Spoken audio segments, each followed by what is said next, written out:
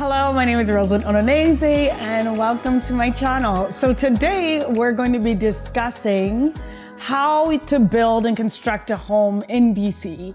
I had the pleasure of building my own home about a year ago and embarking on this journey. And there's so many things I learned along the way. And I thought, why not share that with my viewers? So we're gonna be talking about things like, do you need a contractor? And can you build your home by yourself? And what does it take to build a home in BC?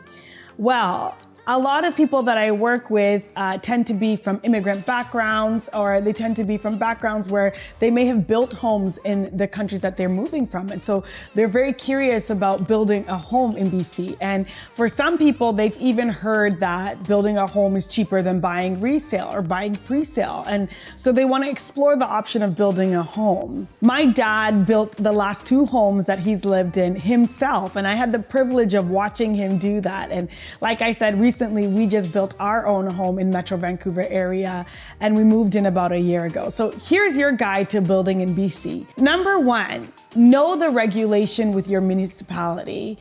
Every municipality in Metro Vancouver is different and what they require is different. I've heard some builders say that building in Surrey is different than building in Delta, which is different than building in Langley. So don't assume that because you've built before that it's going to be the exact same. And building regulations are constantly changing and shifting around. So it's important that you are in touch with your municipality to see what the requirements are for you to actually build in BC, let alone in the city that you're planning to build in. Number two, decide if you're going to be a homeowner builder or if you're going to hire a builder. If you are a homeowner builder, or if this is the route that you choose to take, you're going to have to consider a few things. Number one, you're going to have to write an exam, and you want to ensure that you are prepared to oversee the entire project from beginning to end. You are also personally liable for the building that you build and any defects that might occur for the first 10 years. If you want to choose to go the route that my dad did and go the homeowner builder route, you'll need to make sure that you can actually write the exam, pass the exam, and then you have enough know-how to work with hiring your own tradespeople. This can be quite a stressful process for a lot of people. So unless you actually enjoy building, I would recommend that you go the route of hiring a builder. Builders are also known as contractors. It's their job to now hire the trades and ensure that your building schedule is on time and that everything that has been laid out in the construction contract is actually happening. And they're the ones who are going to be your eyes and ears on the project. If you would like more information on this, I'm going to put a link down below that is going to lead you to a regulatory builder's bulletin. And that kind of leads you through what is required to be a homeowner builder in BC.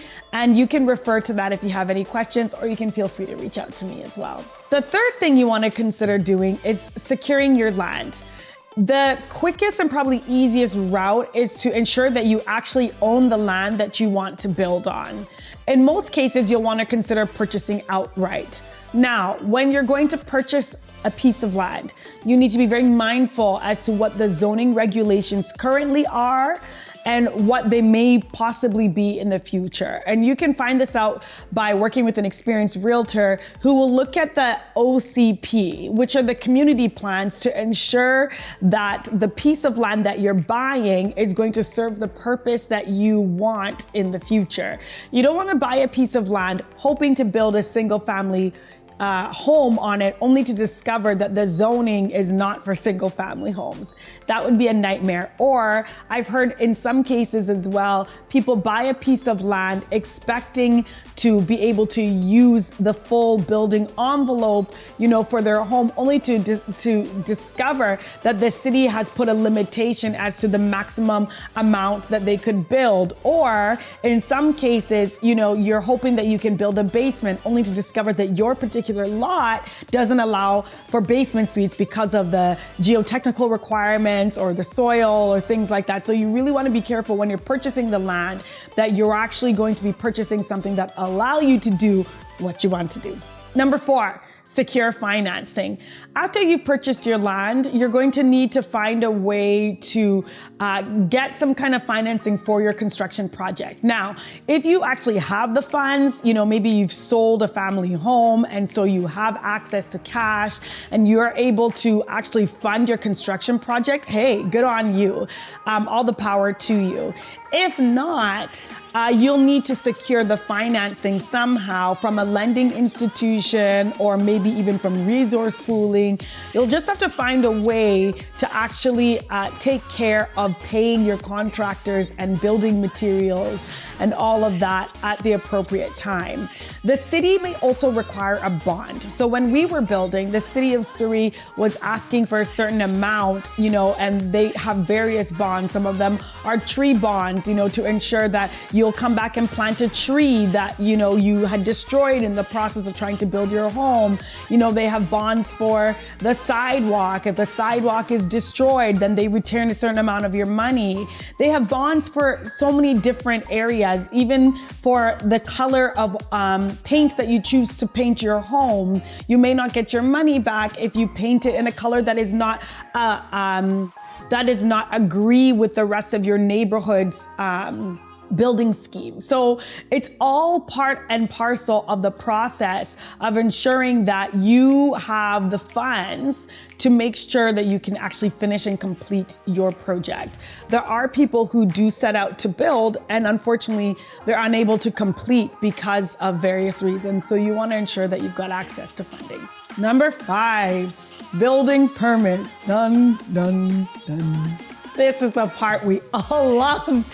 Oh my goodness, getting a permit to build can be a process. Anyone who's ever built, or if you yourself are a builder, you know what building is like and permitting with the city, especially the city of Vancouver and the city of Surrey. And it goes on and on, city of Langley, actually all the Metro Vancouver cities. It can be a nightmare to get a permit and can take forever and a day. So if you want to build, recognize and prepare your mind for the fact that permitting is part and parcel of the process. I've mentioned before that the city of Kelowna is working with AI and Microsoft to try to see how they can actually expedite the building permitting process.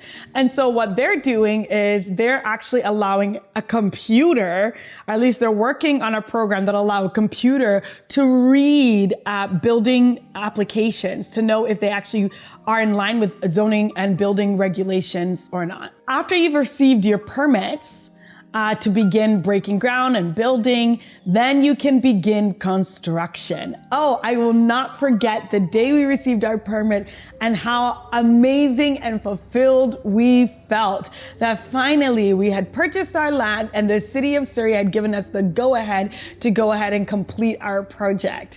So that is just the beginning.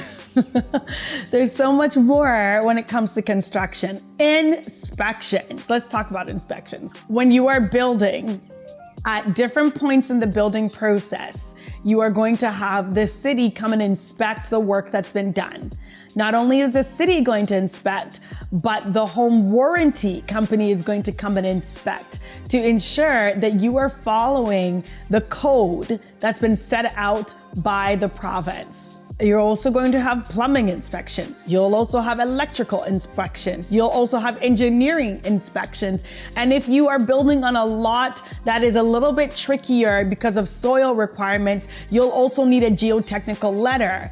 There's a lot that goes into building, and it's the reason why many buildings are often, they say construction's never on time. Part of the reason is due to, yes, labor and materials, but it's also due to inspections. If you call for an inspection, the city comes to inspect and you don't pass. Now you'll have to call your tradespeople back to come and fix the issue or the defect that was identified by the city. Your tradesperson is probably not going to come back that day. They'll probably come back the following day or the following 2 days.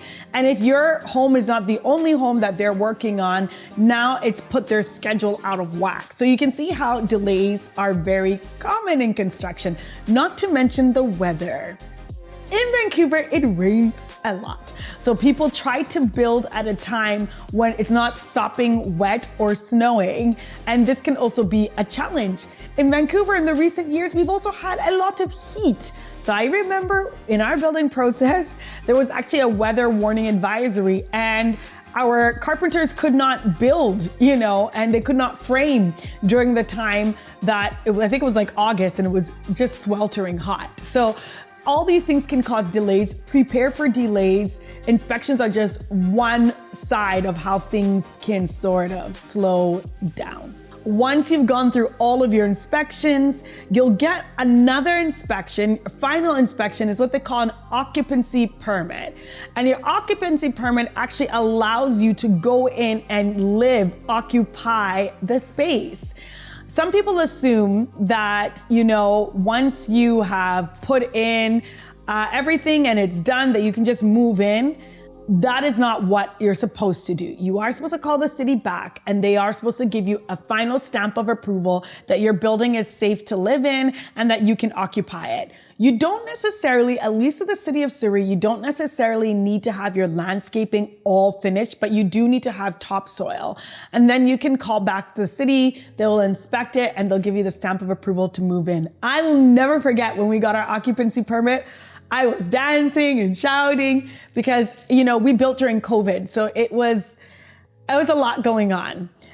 You will feel so good to reach this stage and receive your final occupancy permit. You might want to frame it and put it somewhere in your house.